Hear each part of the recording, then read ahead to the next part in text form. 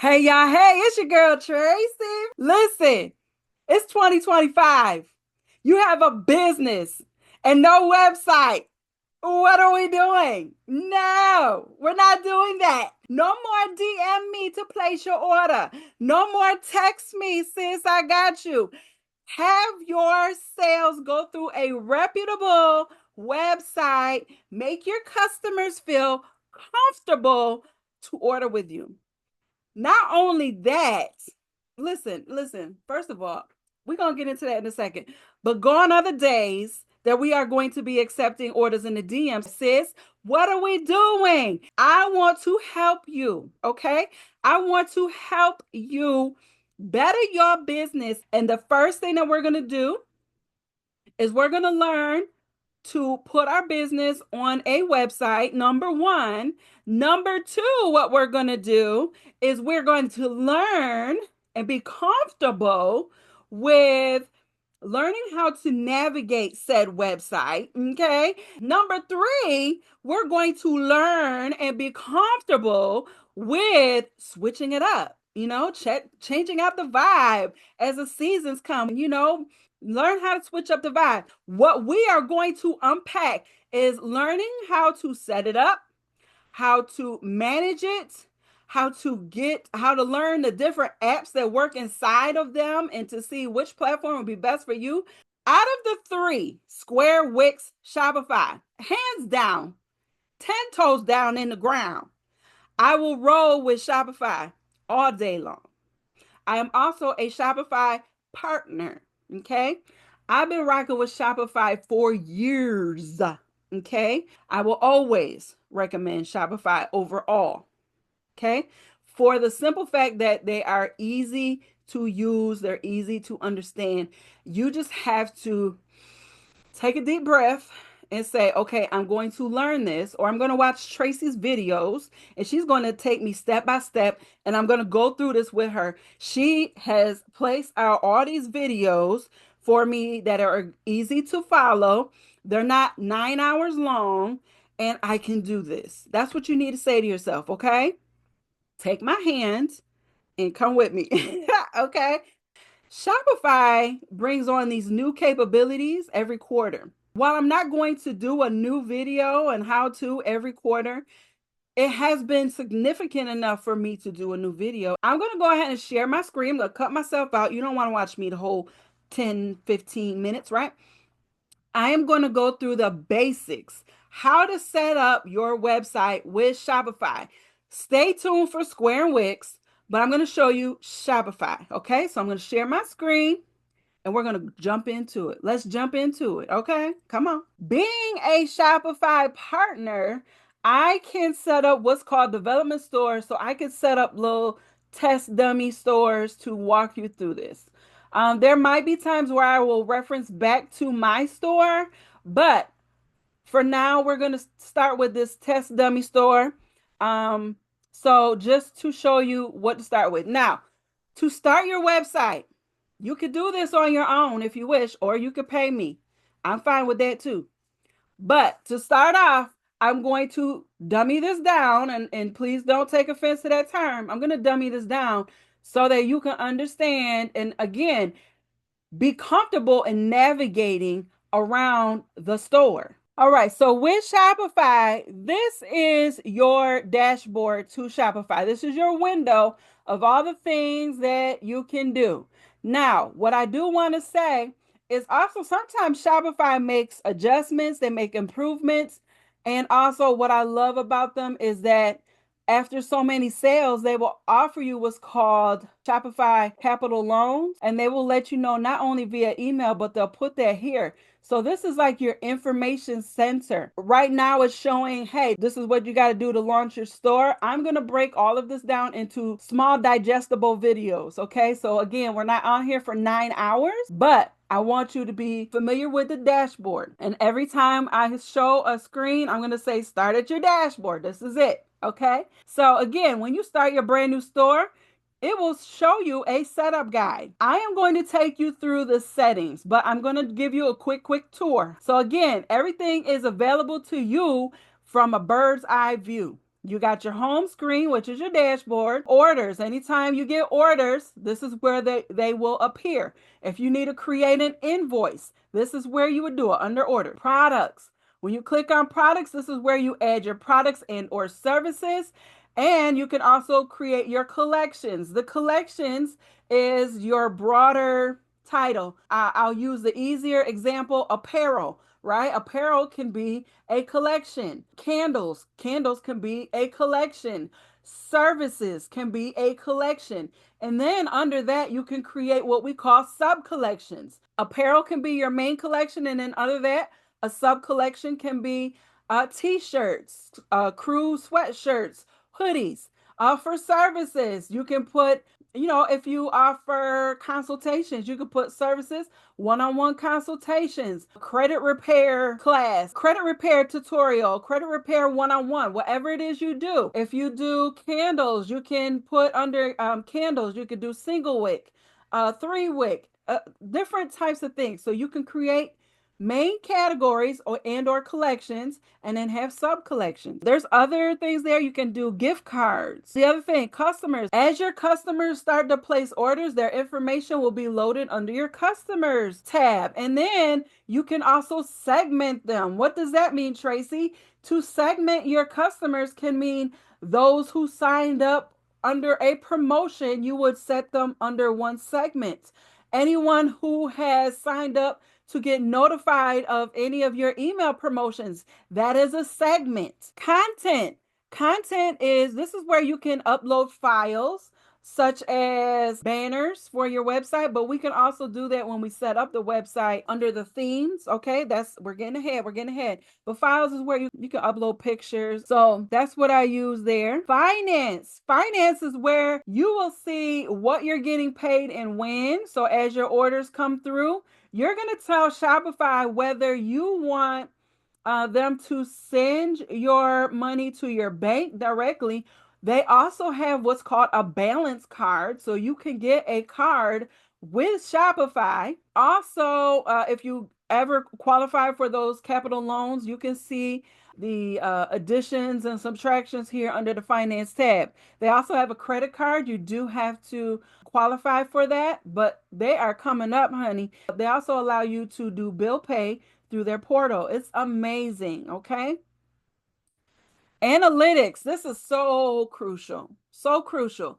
Your analytics tab shows you where your customers are coming from, items or what products they are buying the most of, how much your sales are for the year for a projected amount of time.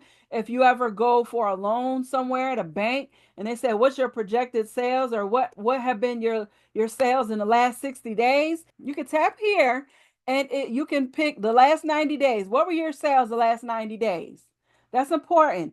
How many online store sessions? We are going to get into all of this, but online store sessions, say that 10 times. That's how many times people are coming to your store. Okay. Got a lot of stuff. Okay. And as you get orders, you will have different reports that you can run based on what type of data you're looking for. Okay. Discounts. I skipped over marketing. Yes, I did. Discounts is those discounts that you can offer. Free shipping over a certain threshold. If you're running a Valentine's Day special, you can say, hey, you can either do an automatic or have them enter in a code. Automatic means they don't have to enter a code, but you can say, hey, enter code LOVE25 to get buy one, get one free. Discounts. App stores. So app store is the same thing as your phone. That's the easiest way I can compare it. Your phone has apps that you can download to make life easier or to make things fun. Your website has the same thing. Okay. So we will get into my top apps that I would recommend you start out with from the gate, but that's what apps are. Sales channels. What are sales channels? Exactly what it sounds like. Different channels for you to make sales on. It's your online store. It's Facebook. It's Instagram. It is Pinterest. So many. Okay.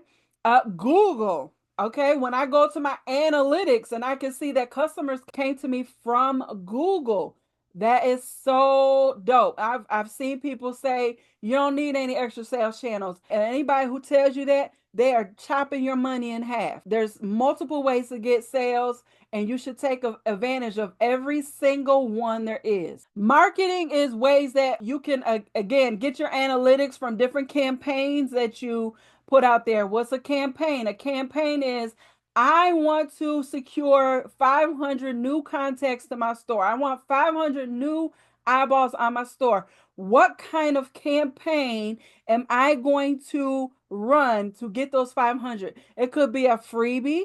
It could be a low ticket item. You're going to do an email campaign so that you can get some more eyeballs on your store. Then way down here at the bottom, we got settings. This is what we're going to cover today, and this is important information. It's not the most fun information, but it's important, okay, to make sure that you are running a solid business. I want you to think about your website, even though it's online. I want you to think of it as a brick and mortar store. You have to put certain processes in place. You have to have your SOPs in place, some standard operating procedures. You have to have a funnel of tests that need to be done in order for this website to run like a well-oiled machine. If you set up your website properly, it can save you so much time as a business owner, because now you are setting your business up to make money in your sleep. You don't have to wait on people to DM you. You don't have to keep them waiting to place an order, because I could tell you I'm not a good waiter. I don't like to wait. If I want something, I want it now. I know there's a lot of people out there that's like me. So if I gotta DM you and you're asleep for the night and I ain't gonna getting no answers, I'm gonna move on to the next business that I know, okay, will take my order and they have a website. Not only that, in the day and age where we are getting scammed left and right, these people are text messaging us and sending us messages so that we could click on it and they could steal our information. People are straying away from doing business in the DMs, because even if you were very trustworthy, how many times has people's social media pages been hacked? You have to make your customers feel comfortable doing business with you. I could say you could be successful doing business in your DMs right now, but there will come a day where something's going to trip up on you. And I will also add in there were those times where social media turn the lights out. So if you're doing orders in your DMs and you're placing your business in one basket, hence Facebook or Instagram, and you're putting all your eggs in their platform and they could turn the lights out on you, how are you going to get sales now? You, in a sense, own Shopify, meaning you pay for a service. If your website doesn't work, they have a support team. When Facebook turns the light out, who's your support team? Who are you reaching out to? Nobody. It's a free platform. They don't care whether your business is thriving or your business is interrupted. They don't care. They're allowing you to advertise on there for free. They could do whatever the heck they want to. But when you're paying a platform like Shopify, and they stop your business, oh, you best believe you better be on the phone or on the chat with Shopify. Hey, what's going on? Do not lean on social media for your sole sales channel. That's dangerous to your business. Okay. All right. So in the settings, you want to start from the top to the bottom. Okay. What is your store details? You can edit these. Put in your store information, your store phone number if you have it. I would not recommend giving out your personal number. If you don't have a professional like 800 number or some sort of number for people to contact you, get you a Google number at the very least. But don't put your personal phone number here, okay? All right, then you want to update your billing address. Put your legal business name, put your address. This is for billing purposes. Under store defaults, unit system. Now, this comes in handy if you, we'll get into shipping, but if you ship by weight, you want to put your default weight system here so that when you're entering your products, it will be a lot easier. You won't have to keep selecting a unit. So if you're somebody who ships by weight, meaning that your package, the shipping price is based on how much that package weighs, you want to go ahead and say the items in your store, are they mostly ounces or are they big boy products like they start out at 1 pound? So if you basically most of your stuff in your store is like out in ounces, when you weigh it, like 6 ounces,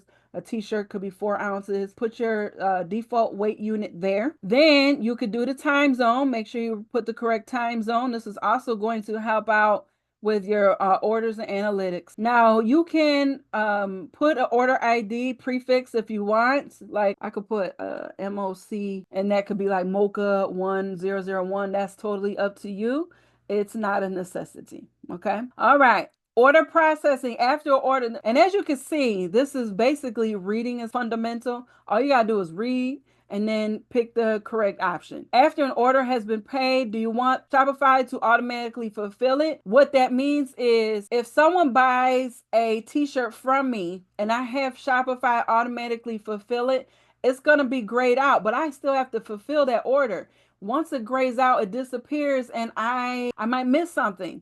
So what I would say is to keep it at the default. Don't fulfill any of the order line items automatically. Let me fulfill them. So if I have 10 t-shirt orders come in, I want to fulfill them and then I will what we call archive the order so that they can move on out of my order history. Okay. So here it says after an order has been fulfilled and paid, Shopify will automatically archive the order. That's what I would recommend. I will leave that there. Okay. Brand assets. This is something new that they've added. Okay, so what this is a way for you, let me go ahead and save that. This is a way for you to input your brand logo, your colors, okay? So a slogan, you can put your slogan, a description, but I do love that. Plan, this is where, and this is what I didn't show y'all, the plans that Shopify has. Once you start with Shopify, whether you get in on a promotion or not, this is the pricing. So you can have the option to pay yearly. You actually pay $10 less a month if you pay yearly for the basic subscription. You only need the basic. You don't need Shopify for Teams in advance unless you are really hitting it like that. And then you could look at what the differences in these different levels is. If you want to pay monthly, it's $39 a month. So that's the pricing. So when you set it up, you have to select your plan and you would just select, all right, and it's going to make you put in your information and it tells you when your first bill is due.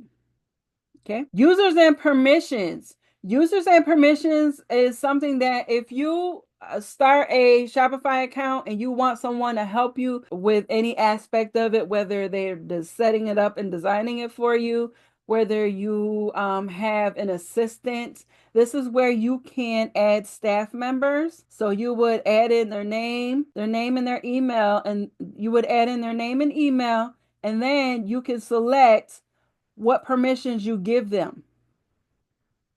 Okay. Most times, like if I were setting this up for you, I don't need access to your orders. I don't need access to your customers. So that would be like sensitive information. I don't need access to your finance. So I will uncheck that.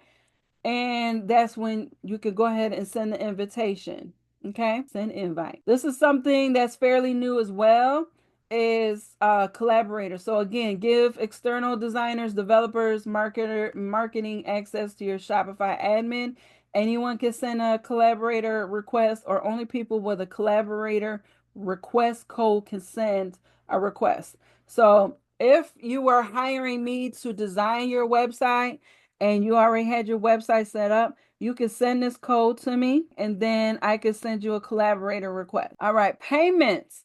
Payments is where what you're going to get paid. Okay, so don't confuse this with billing. Billing is Shopify sending you a bill. Payments is you accepting money. So what you want to do here is off the rip, you want to activate Shopify payments. And by doing this, you are telling Shopify, please accept Visa, MasterCard, American Express. I think they got Diners Club and stuff I don't even know about. Okay, it's going to make you submit information about your business and also set up a two-step authentication. But off the rip, that's what you want to do. You also have the ability of linking a PayPal to your account. You could do that. And then when your website is all set up, what I would strongly recommend that you do is to make sure that you have policies, a shipping policy, refund policy, ways for the customer to contact you should they have an issue with their order. What that is going to do is going to open you up for the option to apply to third-party payment processors. Say that 10 times. Third-party payment processors. What are those, Tracy? I'll tell you. Afterpay, Klarna, Zip, ShopPay, which is exclusive to Shopify, and Affirm. Affirm and ShopPay are ways that your customers can pay for their cart total monthly, but it does do a soft check on their credit. Zip, Klarna, and Afterpay do not require your customers to run a credit check. They have their own ways of vetting people, but what I like about them is that you still get your money up front. And should the customer default on any payments, those third-party payment processors go after the customer. They don't come back to you and say, hey, we want our money back. This person didn't pay. Or they don't say, hey, you only get your money when your customer pays their monthly or their bi-weekly payment. No, they don't do that. They give you your money up front minus some processing fees. You got to understand why they've charged that, just like PayPal, just like Shopify. Anybody who accepts payments on your behalf is going to charge a fee. That's an automatic, but you do get your money up front. Now, you'll notice that I didn't really recommend Sezzle. I will tell you to add Sezzle at your own discretion. No matter how big or how small your business is. I'm talking you could be as big as Fashion Nova.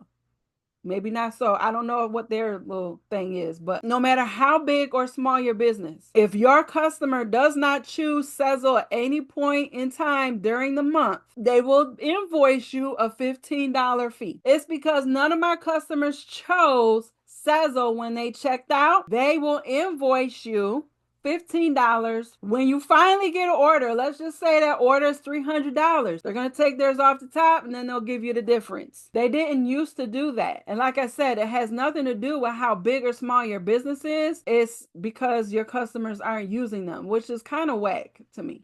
But I just want to inform you, okay, so that you can make the educated decision on whether or not to have them. Payment capture method. Now, Shopify does a lot of default options here. So payments are authorized when an order is processed automatically at checkout, when the order is fulfilled.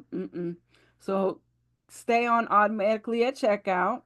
All right. And then gift cards. If you offer gift cards, you can choose that they never expire, or I would say let them expire within a year. I don't know. You want them to use it, right? I would say within a year. That's just me. All right. So I said all of that about the third-party payment processors to say when you apply for them, and I strongly encourage you to apply to most of them, when you apply to them and they approve you, they will give you step-by-step instructions on how to add them to your Shopify store. They're very familiar with Shopify. They will give you step-by-step instruction on how to do it, and some of that will encounter you looking them up here on the payments tab. Okay, part of the process will be selecting them here on the payments tab. Okay, checkout. So this is what is going to be required of your customer when they check out from your store. For a customer contact method,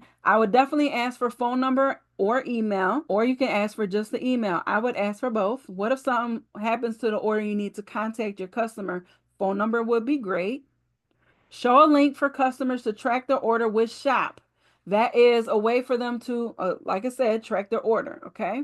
Some of y'all may have seen this when you shopped with other businesses. Require customers to log in to their account before checkout. I wouldn't make that a necessity because that might annoy some people. I have played around with this concept a couple times, and that's when I was really trying to build my email list, but some people don't like it. So again, that is a personal preference for you to make. but definitely I would give them the option to track their order. Now, when it comes into customer data collection, okay, it's automatically on only require last name. I want to know their first and last name, so I'm gonna select that. Make company optional, make the second address line optional. You don't know if they have a suite number, apartment number, or other information that is necessary in order to receive their items.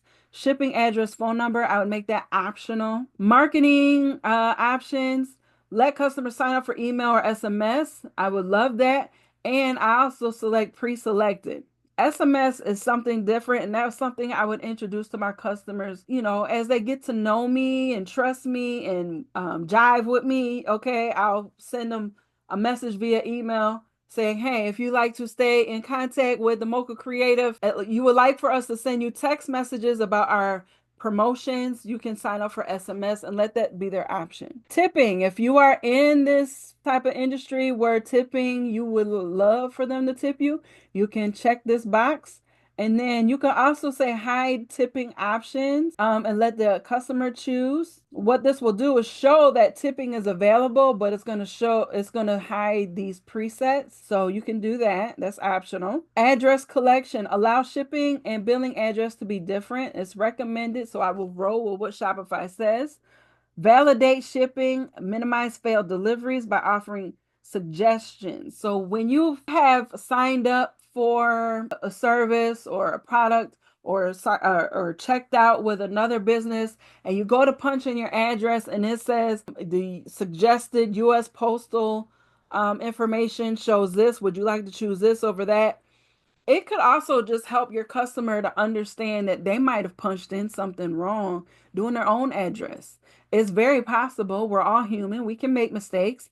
So I would definitely check validate shipping address. Don't use shipping address as billing address by default. Sometimes people have a billing address and a different shipping address. So you could tell them, it says only recommended for stores that sell mostly gifts, but that is again a total personal preference. Abandoned checkout emails, send abandoned checkout emails automatically. Yes, ma'am. Send to anyone who abandons their checkout or email subscribers. You can send after a certain amount of time. I would say maybe 6 hours. Shopify recommends 10 hours. I want to get them a little bit quicker. And then I would save that. Customer accounts. Okay, they went a little bit deeper into this. It used to be a little less detailed in this section. So what they will do is show the login links in the header at the very top of your online store at checkout. So you can do customers log in with a one-time code sent to their email, no passwords, works with B2B, business to business. Or you can customers create an account and log in with their email and password. Again, totally up to you. Shopify recommends this. So some of the recommendations I would go with, some of them I might, do my own thing. Here's some other additional options. You can have customers request and manage their own returns. Not me, but that's up to you. Store credit. Allow customers to see and spend store credit. Okay, so if you are a store who doesn't accept returns, but you might offer a store credit of equal or lesser value of what they purchase, it'll allow them to see how much store credit they have and decide on how they want to spend it in your store. That's totally fine. Okay. Now, a few of these things I can't get into because I'm in a development store, but I will address in again shorter videos what to do with these. Shipping and delivery is going to be a totally different video. That is a video in itself, but I will tell you that there are several ways that you can ship. Okay. And again, I'm going to get into this in a different video, but here's some things to think about.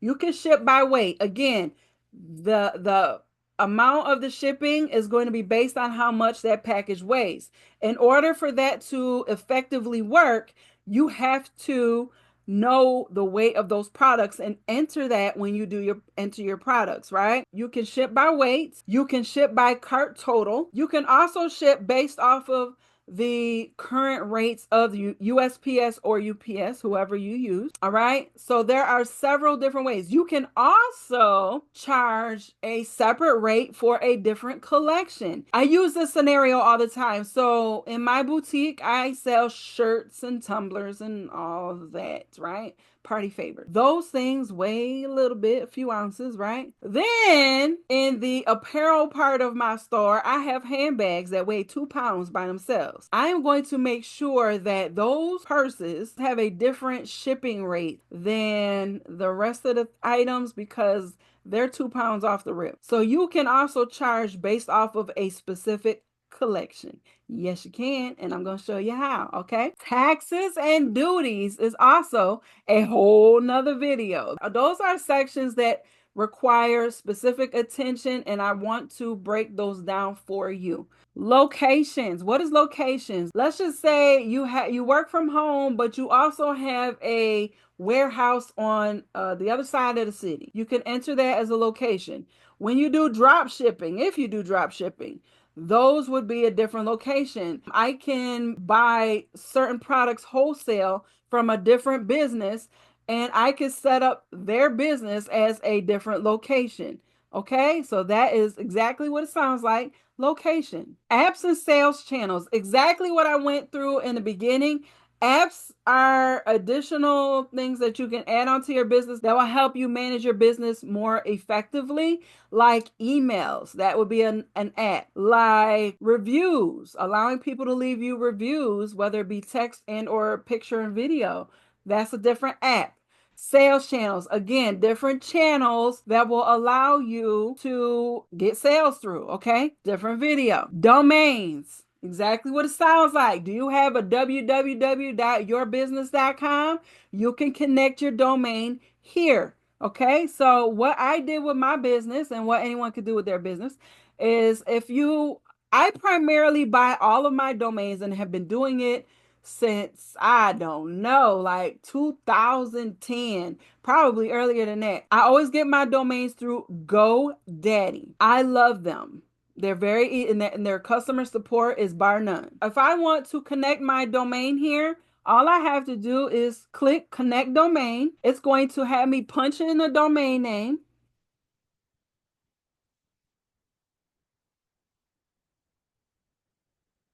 And then it's going to take me, see how it says it's going to make me log into GoDaddy. And this is why when I set up websites, I teach my customers how to do this because you have to log into your GoDaddy account or whatever other vendor you use. You log in and it'll tell you how to. Usually it's seamless, okay? If you've bounced around from one website platform to another, that's where it's possible to encounter issues, but nothing we can't get around. Okay, that is where I will come in and be like, okay, let me see what it's saying. Okay, but that's all you gotta do. Log in and it'll tell you if it connected seamlessly or something else needs to be done.